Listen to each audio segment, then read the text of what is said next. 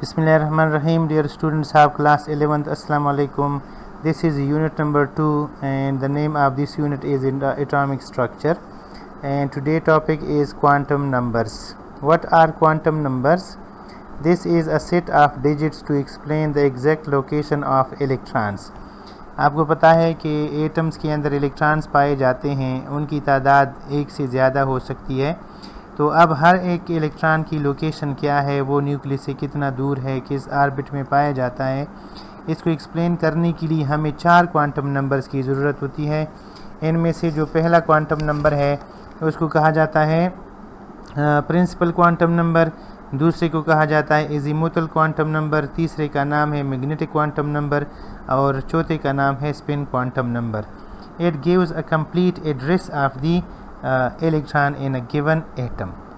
यानी जिस तरह एक बच्चे का एड्रेस होता है जिससे उसके शहर का, उसके सेक्टर का, उसकी गली का और उसके घर का पता मालूम हो सकता है, इसी तरह हमें इलेक्ट्रॉन का भी पूरा एड्रेस मालूम हो सकता है अगर हम ये चारों क्वांटम नंबर जो है ना उनके जानते हों।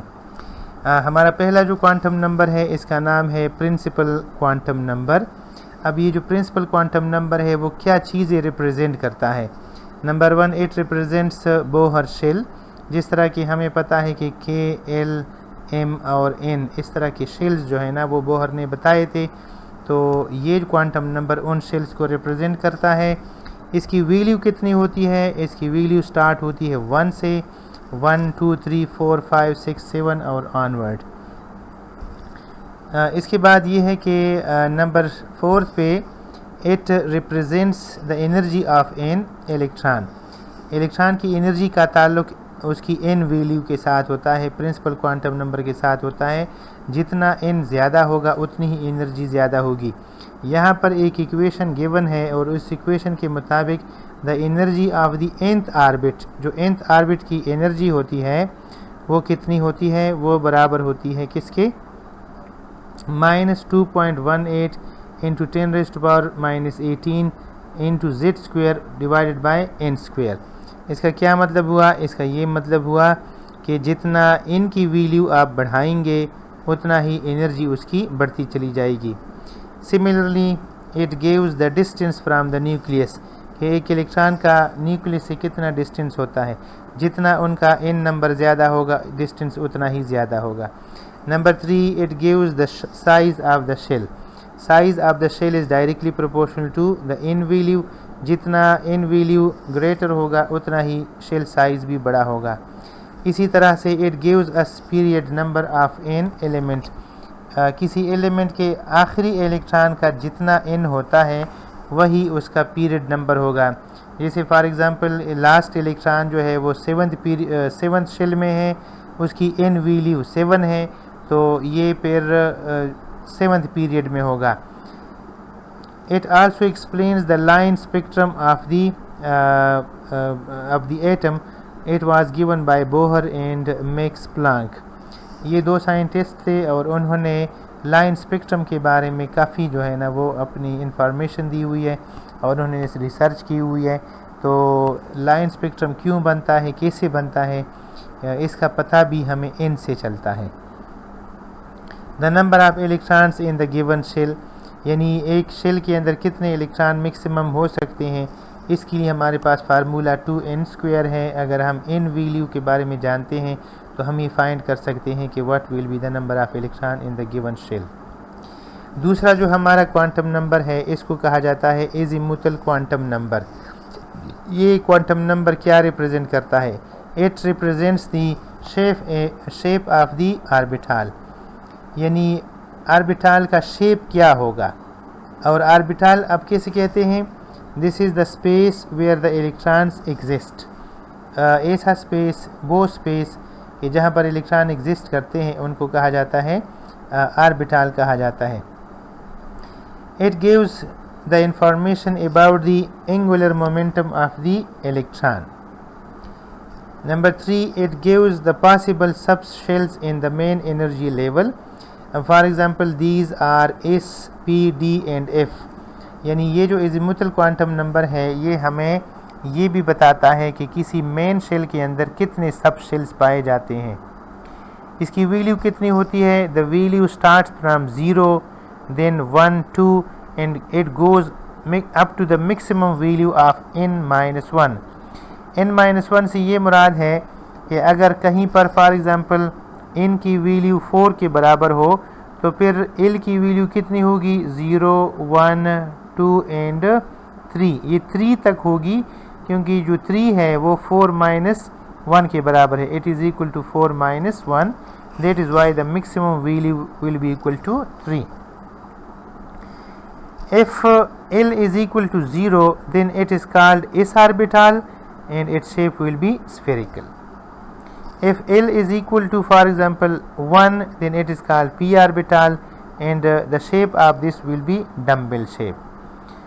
इसी तरह L is equal to 0, then it is called d orbital and it will be called a double dumbbell shape.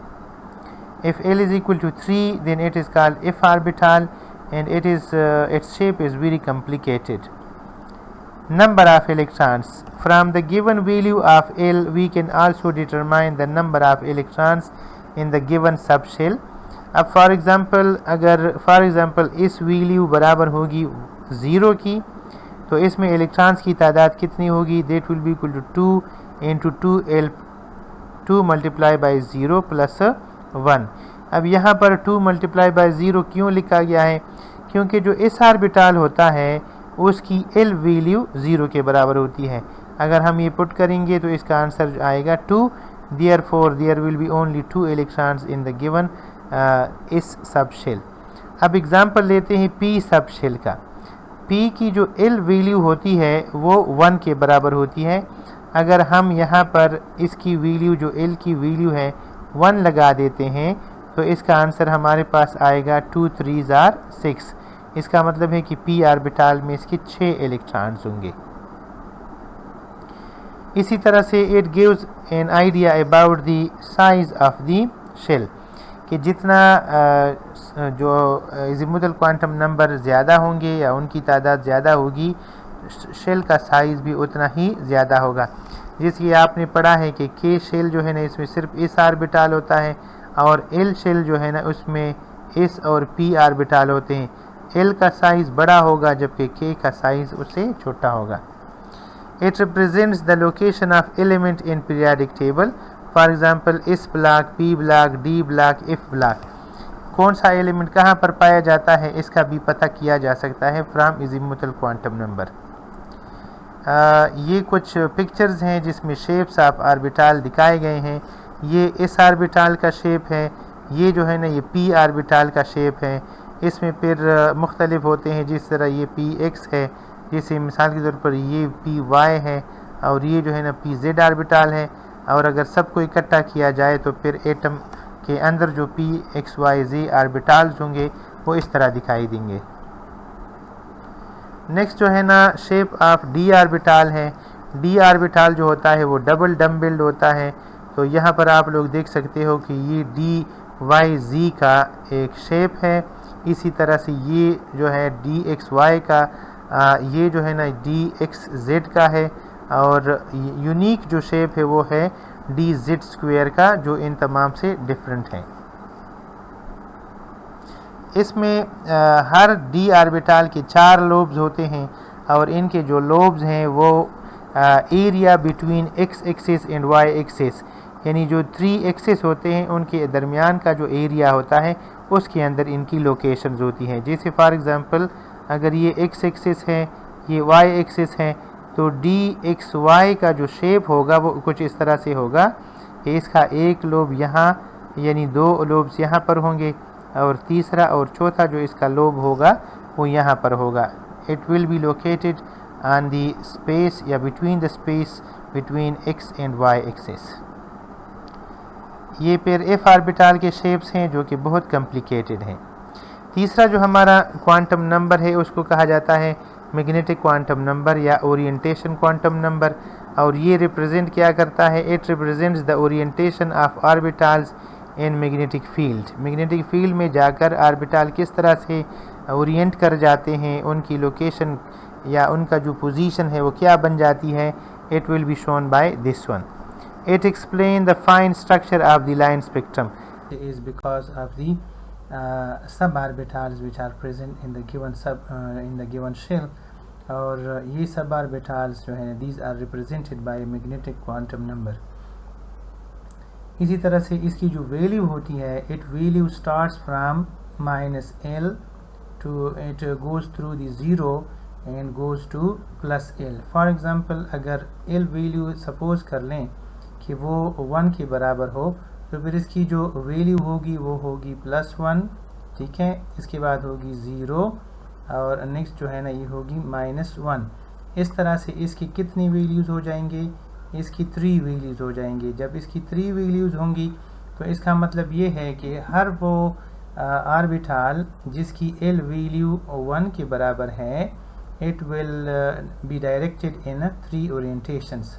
For example जो है वो x एक्सिस की तरफ, इसी तरह y एक्सिस की तरफ और इसी तरह से z एक्सिस की तरफ. तो इसकी ओरिएंटेशन जो है ना वो 3 होंगी. अब यहाँ पर एक एग्ज़ाम्पल है. फॉर एग्ज़ाम्पल इस ऑर्बिटल जो है इसकी L वैल्यू 0 के बराबर होती है. This is only 1 value and it's orientation will also be only 1. मतलब ये है कि ये जो इस ऑर्बिटल होगा इसका ओरिएंटेशन जस्ट 1 है. Therefore there is no effect of magnetic field upon इस ऑर्बिटल. इस ऑर्बिटल चाहे मैग्नेटिक फील्ड के अंदर हो या उससे बाहर हो, ये स्फेरिकल शेप में हुआ करता है. और इसकी वजह ये है कि इसकी L वैल्यू 0 है और 0 जो है ना, दिस इज़ जस्ट 1 वैल्यू. अगर 1 वैल्यू है तो इसका ओरिएंटेशन भी जस्ट 1 होगा, कोई दूसरा तीसरा ओरिएंटेशन नहीं होगा. दूसरा एग्जांपल जो है वो p ऑर्बिटल का है. फॉर एग्जांपल p ऑर्बिटल की L वैल्यू जो है वो 1 के बराबर है, इसलिए इसकी जो m वैल्यू होगी या मैग्नेटिक क्वांटम नंबर वैल्यू होगी वो 3 होंगी. एक होगी -1, दूसरी होगी 0 और तीसरी वैल्यू होगी +1. इसका मतलब फिर ये है कि देयर विल बी 3 ओरिएंटेशंस. उनमें से एक ओरिएंटेशन को px कहा जाता है, दूसरे को py कहा जाता है, तीसरे को pz कहा जाता है. और ये जो 3 ओरिएंटेशंस हैं ये अलोंग दी 3 एक्सिस होते हैं, ठीक है. इसके बाद फॉर एग्जांपल d ऑर्बिटल है. अब d ऑर्बिटल की L वैल्यू जो है वो किसके बराबर है, दैट इज इक्वल टू 2. इसलिए इसकी मैग्नेटिक क्वांटम नंबर वैल्यू होगी -2, -1, 0, +1 एंड +2. इस तरह इसकी 5 वैल्यूज़ बनती हैं. Therefore there will be 5 orientations. 5 orientations होंगी और 5 ओरिएंटेशंस कौन कौन सी हैं, एक को कहा जाता है dxy, दूसरे को कहा जाता है dyz, इसके बाद है dxz, फिर dx2y2 और आखिरी जो है ना वो है dz2. इनके जो डायग्राम्स या इनके जो शेप्स हैं वो हमने पिछले स्लाइड्स में आपको बताए थे. 4th नंबर जो क्वांटम नंबर है that is called spin quantum number, और इसका जो सिंबल होता है वो ms होता है. This was given by Goldschmidt in 1925. What it represents, it represents the spinning of the electrons. According to scientists, that is Goudsmith, there are 2 spins. 2 किस्म के spins होते हैं. Number 1 clockwise. क्लॉकवाइज स्पिन का ये मतलब है कि जिस तरह एक क्लॉक है, एक घड़ी है, उनकी जो सुइयाँ होती हैं वो जिस तरह से चलती हैं, तो उसी हिसाब से अगर एक इलेक्ट्रॉन स्पिन कर रहा हो तो इसको कहते हैं क्लॉकवाइज. इसकी जो वैल्यू होगी स्पिन क्वांटम नंबर होगी दैट इज़ इक्वल टू -12. इसकी -1 और 2 वैल्यू होगी. और जो दूसरी जो है वो स्पिन है उसको कहा जाता है एंटी क्लॉकवाइज स्पिन, यानी जिस तरह घड़ी चलती है उसके अगेंस्ट. और इसकी जो वैल्यू होगी that will be equal to +1 और 2, +12 जो है ना इसकी वैल्यू होगी.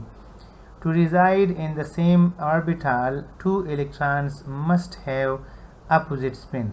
अकॉर्डिंग टू रूल्स, अगर 2 ऐसे इलेक्ट्रॉन्स हैं जिन इलेक्ट्रॉन्स को हम एक ही ऑर्बिटल के अंदर रखना चाहते हैं, तो क्या करना होगा, इन दोनों का स्पिन अपोजिट होना चाहिए. जब स्पिन अपोजिट होगा तो इसी सूरत में पेयर ये कर सकेंगे, एग्जिस्ट कर सकेंगे, अदरवाइज नहीं कर सकेंगे.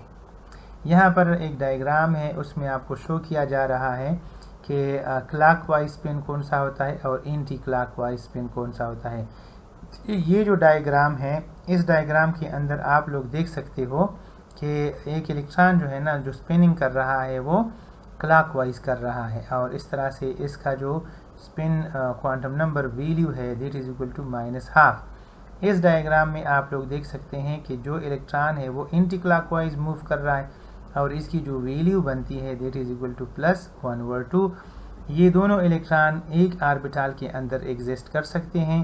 अगर दो ऐसे इलेक्ट्रॉन हो जिनके दोनों का जो स्पिन है, फॉर एग्जांपल दोनों का स्पिन जो है वो अपोजिट हो, अपोजिट टू क्लॉकवाइज यानी एंटी क्लॉकवाइज हो, तो ये दोनों जो है पेयर एक ऑर्बिटल के अंदर एग्जिस्ट जो है ना वो नहीं कर सकते। लेकिन एक अगर फ़र्ज़ करो ये इस तरह क्लॉकवाइज एंटी क्लॉकवाइज हो और दूसरा जो है ना वो इस तरह से क्लॉकवाइज चल रहा हो, उसका स्पिन जो है ना क्लॉकवाइज हो, तो ऐसी सूरत में ये जो पेयर ऑफ इलेक्ट्रॉन है वो एक ऑर्बिटल के अंदर एग्जिस्ट कर सकेगा। Thank you very much for watching this video. इस वीडियो को आपने लाजमी शेयर करना है अपने दोस्तों के साथ। इसी तरह से अगर आप इस चैनल पे नए हैं तो आपने इसको लाजमी सब्सक्राइब करना है। Thank you very much.